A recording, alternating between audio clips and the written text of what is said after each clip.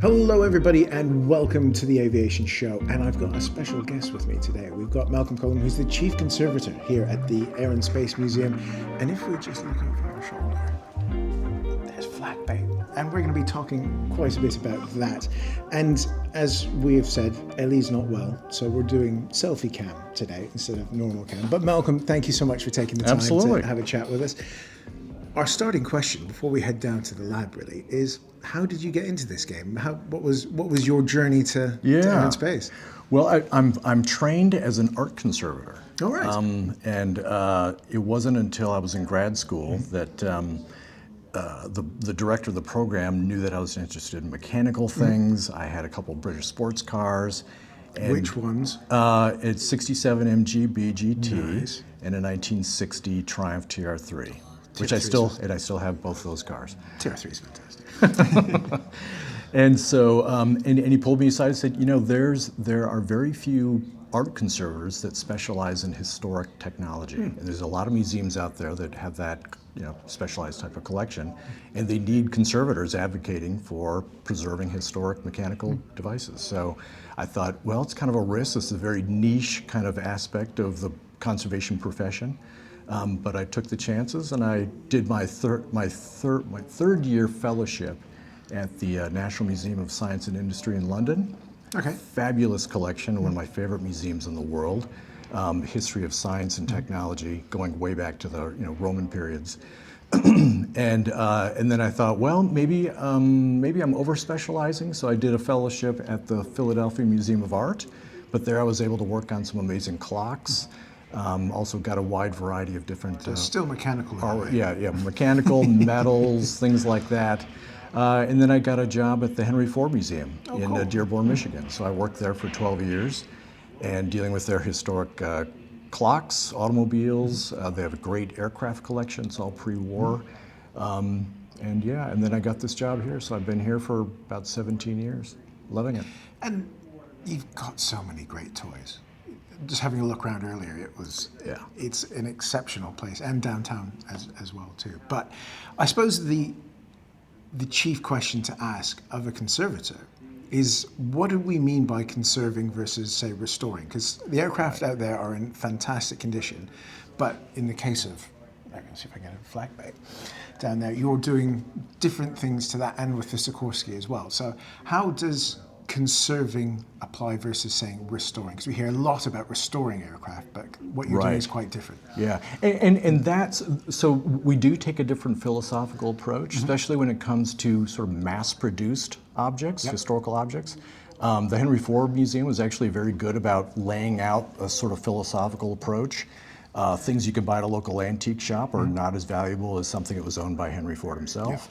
And so they had this great sort of way of dissecting the thought process, and different objects, depending on their historical significance, the rarity, historical significance, all come into play. The actual condition of the object come into play, and so it becomes a conversation between the curator, the conservator, looking at the object, studying what its materials are, what changes it's gone through throughout history. You know, a lot of historic mechanical things, especially aircraft, will have participated in something very historic, but then continued in service for maybe another 10 or even 20 years. And so the markings changed, maybe the paint was stripped off, maybe it languished out in an airfield for decades. Had bits on it replaced.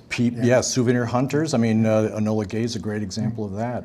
And so it influences your decision on what we call the level of intervention we want to take with that particular aircraft.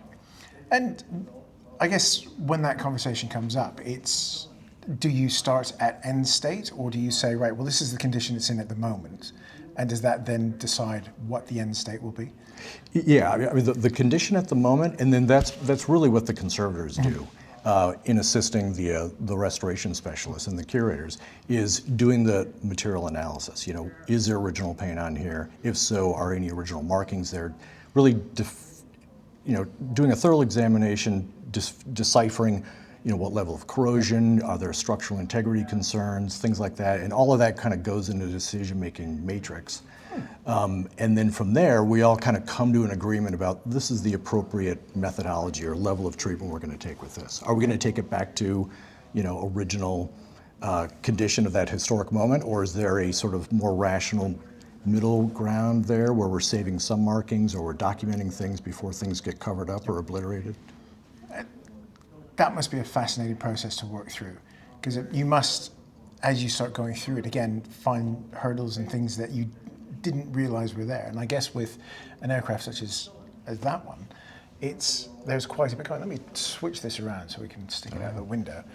So in the case of probably the aircraft most AV geeks out there want to hear about is Flak Bait as well. So must mention, of course, that the fabulous team and sponsors at the Pima Air and Space Museum have a B-26 that is being restored, not like yours. But what are you doing with Flak Bait at the moment? Because it's quite special. Yeah, it is. I mean, it's one of my favorite aircraft in the entire collection because it is so historically important, surviving over 200 bombing missions, and the fact that it was never restored. I mean, some things were done to the nose section back in the 70s when they put that on display downtown, but we were able to undo those things.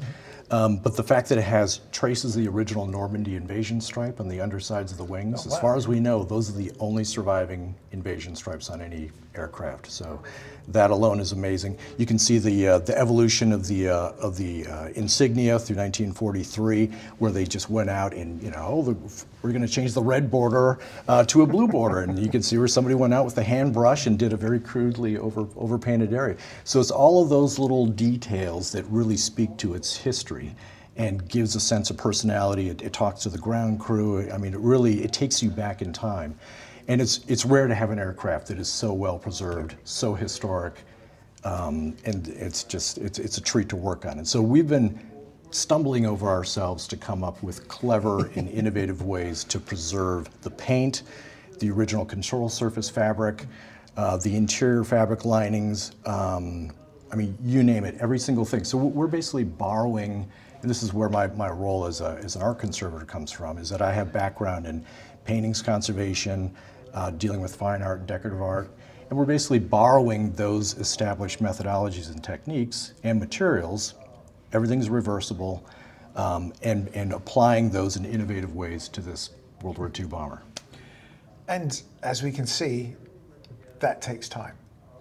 Yes, there's a lot of trial and error, especially if you're coming up with a new preservation technique. Like on the control surfaces, we did a lot of trial and error. We experimented with fabric samples before we lay hands on the actual object. That's the thing. You really want to work out your methodology and have it be very confident in what it's going to do before you do work on the actual object.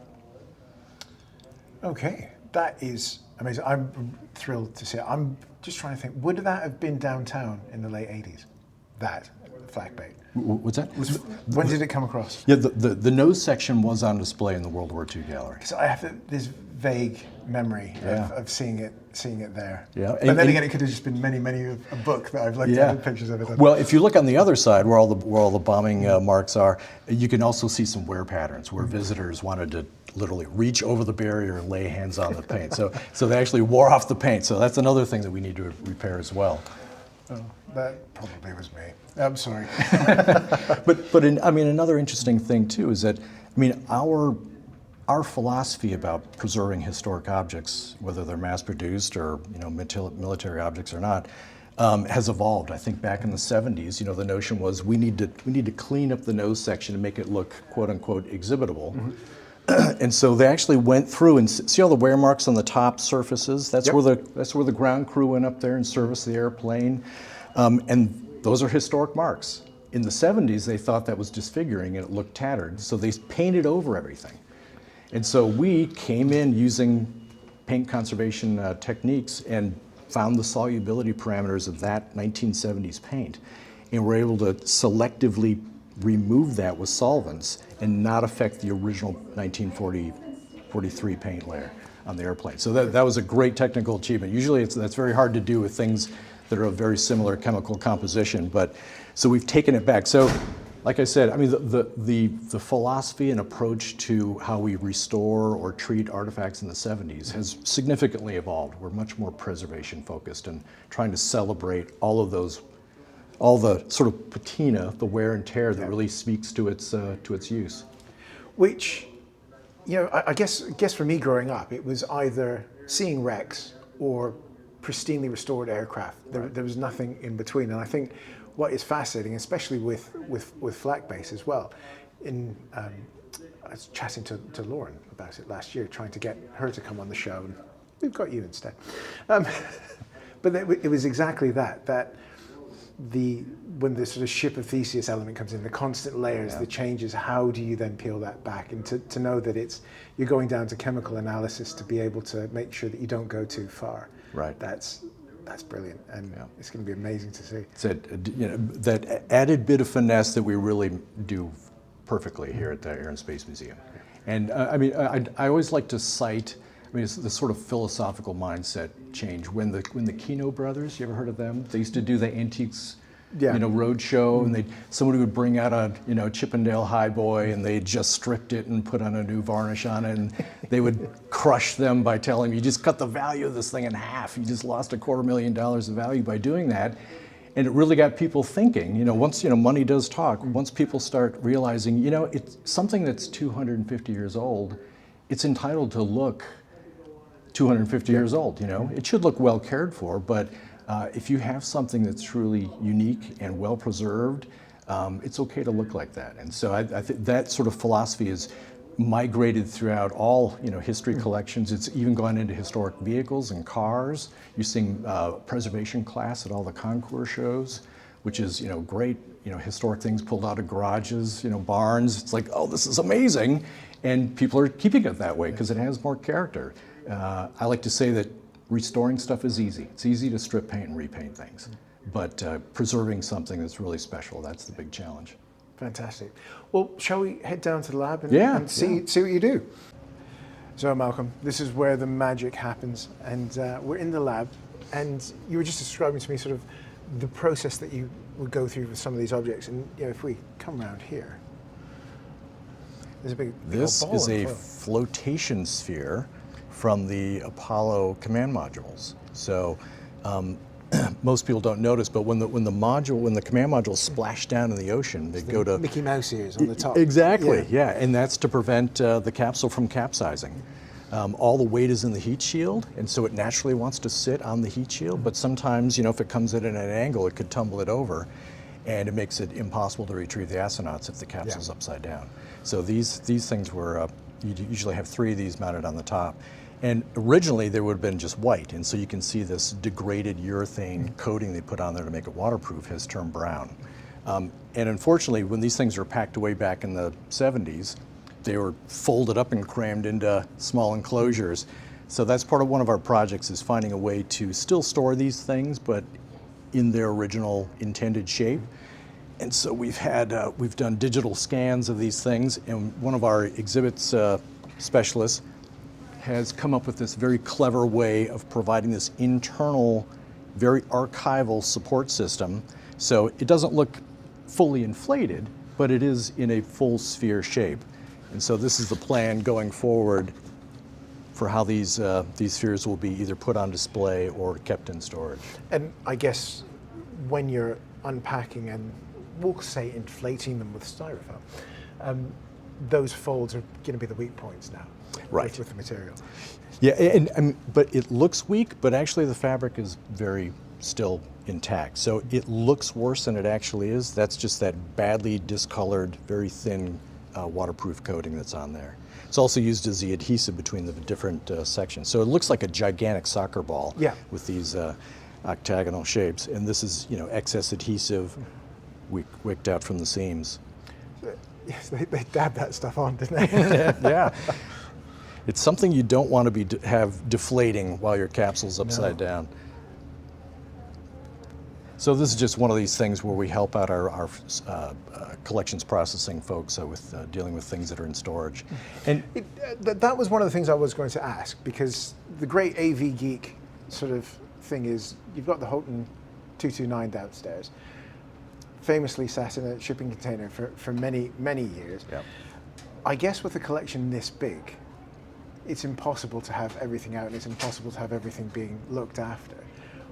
is there a decision process with the curatorial team to just go through it and check on condition regularly? Well, and that's what we're doing. So we try Threw that question at you. Yeah, well, but it's a good question because we have our sort of number one priority, which is finishing the renovation of the building of the mall downtown. Yeah. And that's a full-on priority thing, and we're maintaining a schedule. We have to keep up with all that. Otherwise, huge cost implications. We don't want to delay the opening of the entire museum. But at the same time, we know that there are thousands of objects still in storage. So things that are still at the Garber facility are being packed up, evaluated, and brought out to here. So we have a special program. We get grant funding to hiring contractors. So we can still deal with and manage and process degrading artifacts that have been in storage concurrently with all of our number one priorities happening downtown.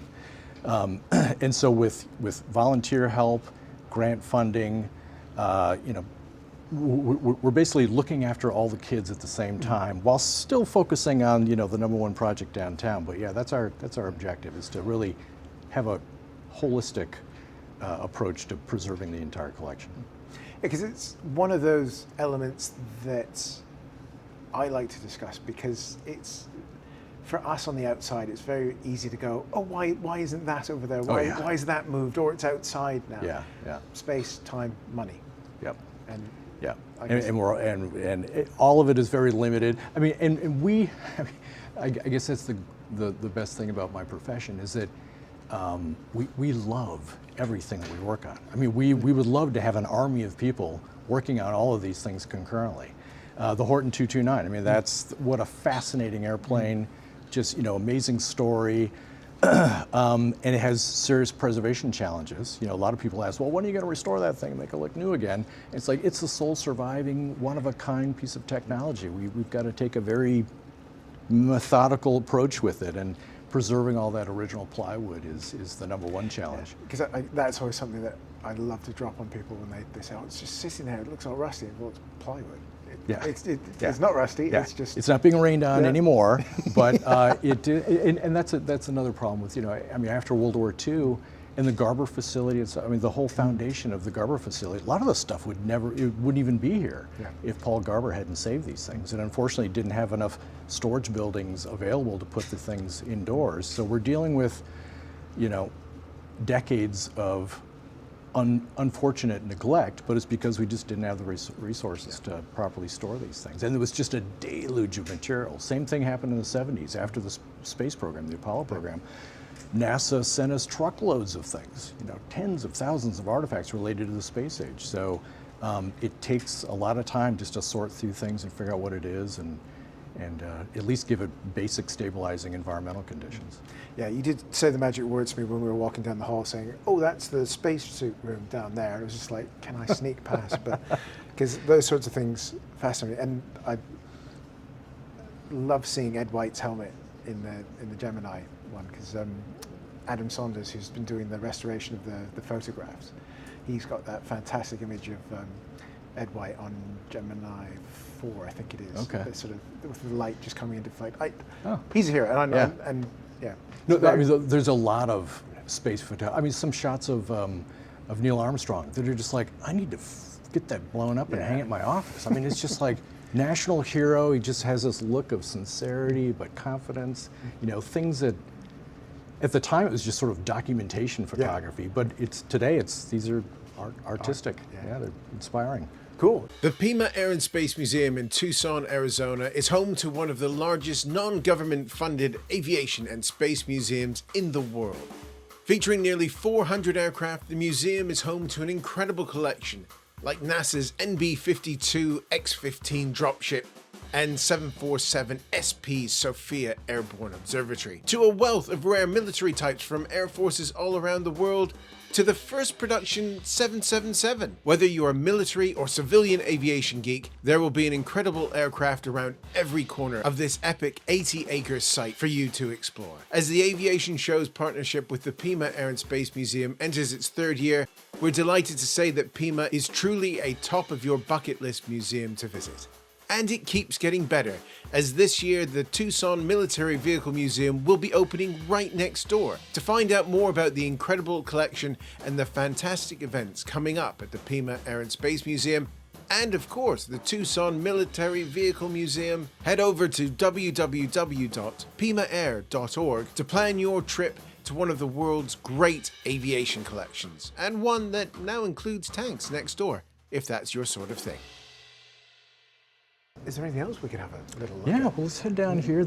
We do have a large art collection, and so we've got things like this sculpture here from the 1970s. It's depicting Icarus about to launch off the edge of his cliff. That's going to be a project that sat outdoors for a number of years before it came to the museum. Because I suppose that's the other obvious question I should say is it's not just aeroplanes, is it?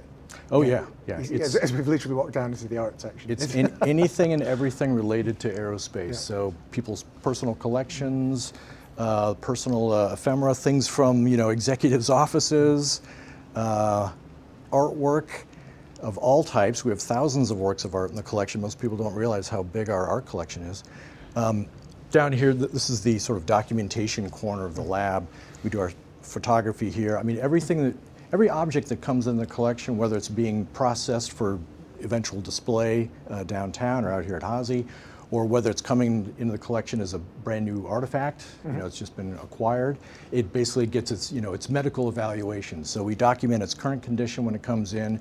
We look for any sort of signs of degradation or deterioration that we need to address and stabilize, do any kind of cosmetic improvements if it needs that kind of thing. You're saying that, and up on the wall behind you was possibly the thing that made me squeal with delight yesterday was the Enterprise filming model. Starship Enterprise. Yeah, and there we go. There's your bits and pieces back there. I was so happy to see that. That was a major project that garnered some public interest, putting it lightly. But we pulled it off. I mean, we had all of the experts in the field consulting with us. We had folks from Industrial Light and Magic helping us with the finesse.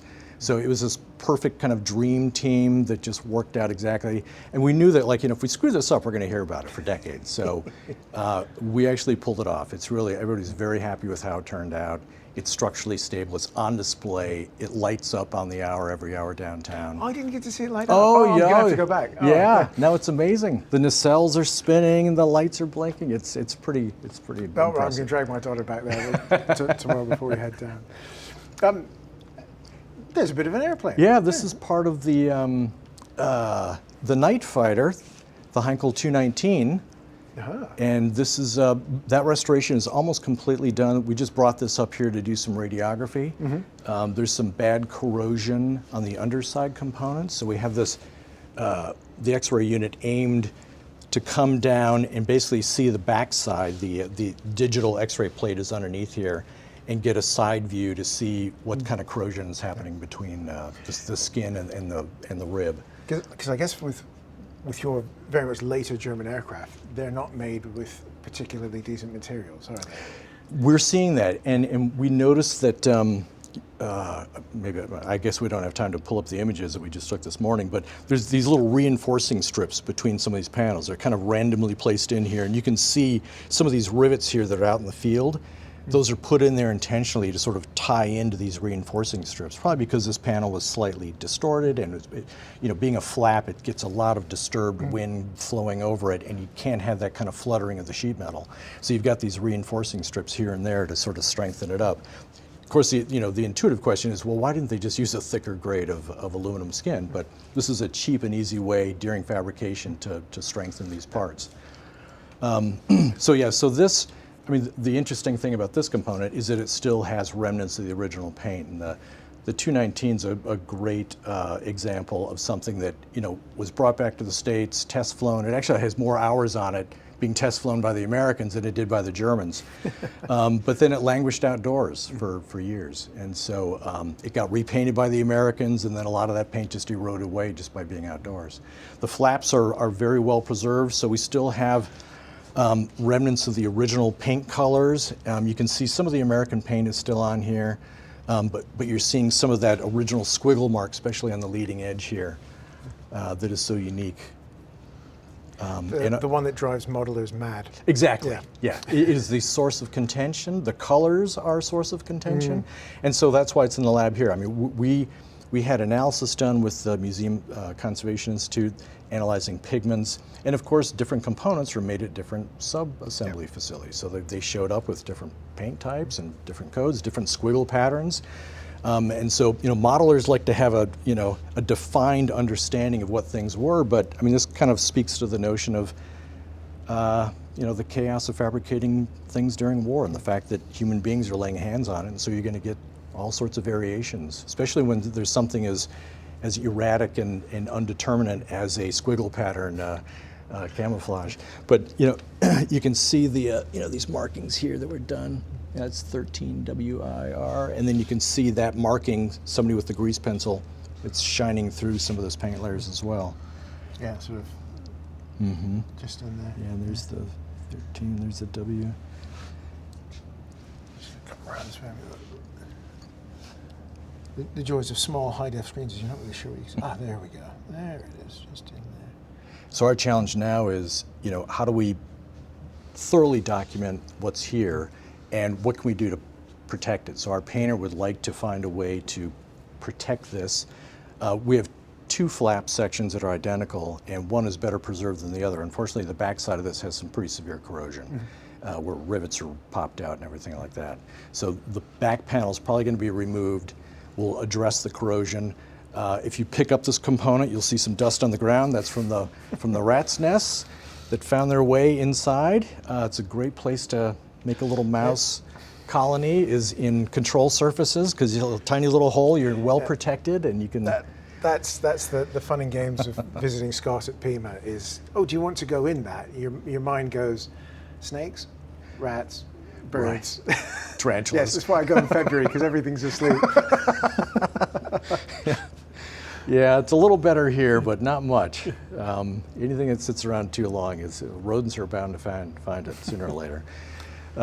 So, like I said, we have radiography, we have all sorts of analytical devices. So anything that comes in here that we don't know or are interested in finding out about, like types of paint, types of pigments, types of binders, plastics, we have the ability between using a portable XRF unit and a portable FTIR unit. This is our 3D digital microscope, and this is sort of a sampling of things that we've taken a look at. Those are the paint layers that are on the Bell X1. Oh, wow. So you can see it was originally orange, primer layers, repainted orange. Its last testing phase, they had it painted white, and that's how the museum acquired it. And so that top layer of orange is the paint, taking it back to how it looked when it broke the sound barrier. Yes, because no one would recognize it if it was white. Yes, exactly.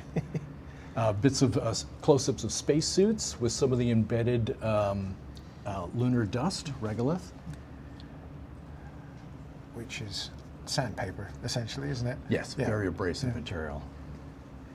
This is the checker dot pattern. We found a pair of pliers in the belly of the Spirit of St. Louis. Oh, wow. And we thought, well, this must be something from the museum when they moved it or something like that. And turns out it had a swatch of paint on the side of it that matched the airframe color. So it's original factory pliers. And the checker dot pattern was patented by Crescent before the flight. So it's great to find little things like that, do a little research and confirm that, yeah, it flew across the ocean. Wow. And what I have over here, here's one of our XRF units. I won't fire it up for you, but XRF? XRF, yeah. So this shoots out an X-ray beam, and basically you can identify any sort of organic elemental compound. So you could shoot it at this; it'll tell you it's got iron in it. There may be a little chromium in it, a little bit of other alloying elements in it, and so it basically shoots it out, stimulates the electrons around the various atoms, and then when the energy gets released, it comes back into a detector in here, and it sort of basically every element has its own sort of fingerprint signal, and so that deciphers it, and it'll tell you the elemental composition of just about anything. Oh, what else do we have here? This is a giant heat suction table for treating paintings and doing linings, heat treatments, flattening treatments. This is Norm Thagard's suit that he wore. He's the first American to fly on a Russian spacecraft and board the Mir space station. So this is back in 1995. This is his suit that he was wearing. Not a tall chap, is he? No. Although the Russian suits, you know, they're designed to be, you know, you're sort of crunched up. And you only wore these during launch and re-entry. But yeah, you sit in this tightly scrunched up position. So they do look a little bit shorter than they actually are. And so many elements are the same, and enough that you go, yeah, that's a very different style of suit. Yeah, and I mean, for me, it's great to see just the sort of anthropologist in me loves to see how the Russians did things. So if you look at the latch on this on the visor here, I mean, that looks like something you'd hold a lunchbox together with, you know. Whereas the Americans had a very clever, very involved sort of design. All the edges are smoothed and radiused, you know, so nothing can snag on it. This is, it's got sharp, hard edges. It's kind of, if you look at the rivet pattern here, it's not really perfectly aligned. So there's it works, which is the main thing, but there's that level of sort of additional engineering and finesse and cost in coming up with a whole new, strapping system that you don't see with the Russian things.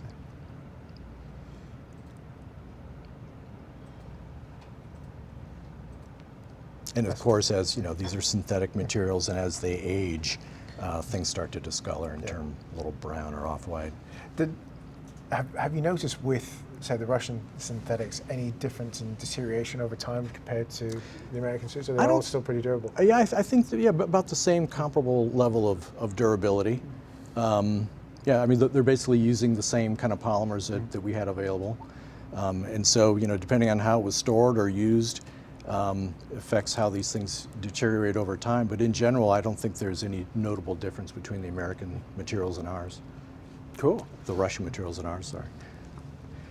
This is a very strange camera. It's called a Lalaman camera, and all blown glass assembly. This thing would operate under a vacuum. I can't tell you exactly how it works, but the Lalaman cameras were basically used by astronomers to confirm the existence of black holes. Oh, wow. Yeah, so it's a very important piece of technology.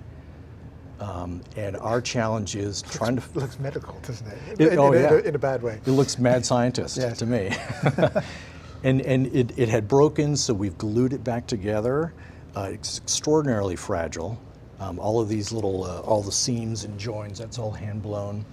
This little device here is controlled with a magnet because it's operated under vacuum. And so this would go into the field of view. This whole stack assembly here, which is extraordinarily heavy with copper and stainless steel, drops down into this chamber from the top. And this is where the vacuum attachment is right there with the stopper glass to engage it. Anyway, so like I said, I can't explain how it works, but it's very historically important. And our challenge right now is getting this thing downtown safely. So in the back of a van, air ride cushion. Please don't touch it or look at it with crossed eyes. But this should be on display in the next year. That sort of sums it all up, really, doesn't it? It's, yeah.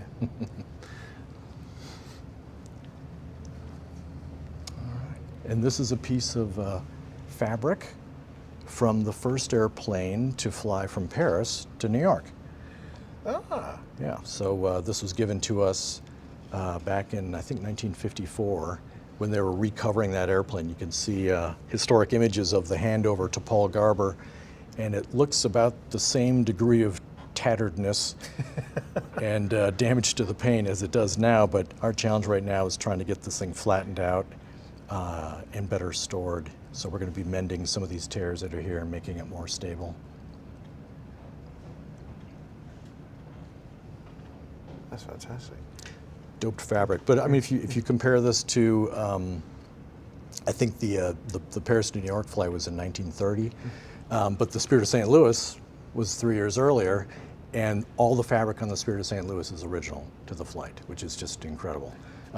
The Parisians, had a go at it when it was in Paris, and so they ended up replacing the fabric from the door, from the cockpit back, but all the control surfaces, the wings, all that's from the flight over.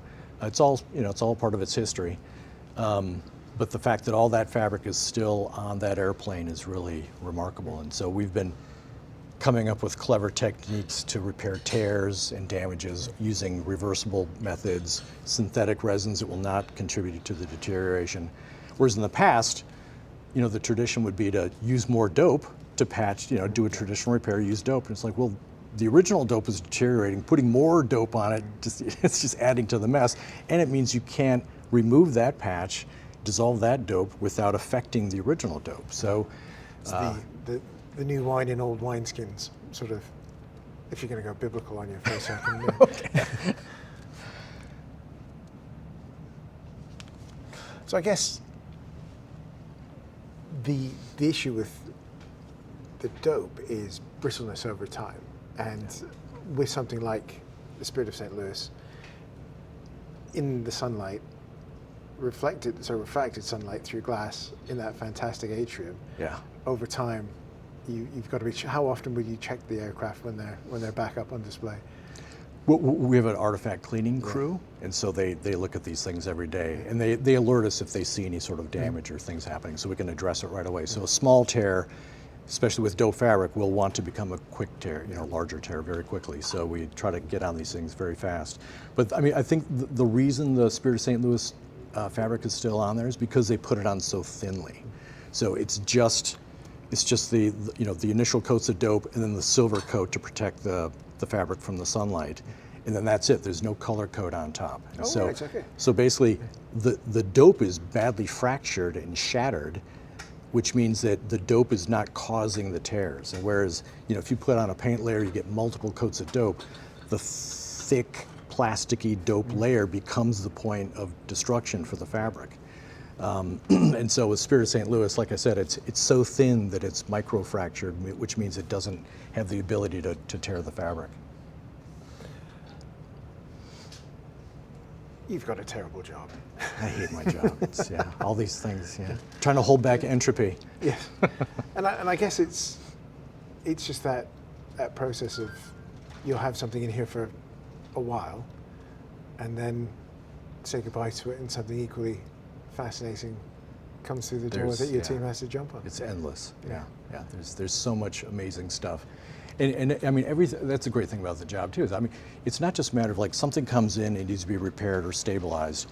I mean, it's the opportunity to learn about the history, why it's in the collection, why it's historically significant. I mean, it's a whole new. I mean, the job is never boring because everything that comes in here is a whole new thing to study and learn and wrap your head around, and then you devise the appropriate way to stabilize it, and then you go on to the next thing. There's entropy. Yeah. There's no end to the degradation that happens to the collections. I suppose to start wrapping things up, because I need to go downstairs and talk to space shuttles. As I notice Alison getting closer.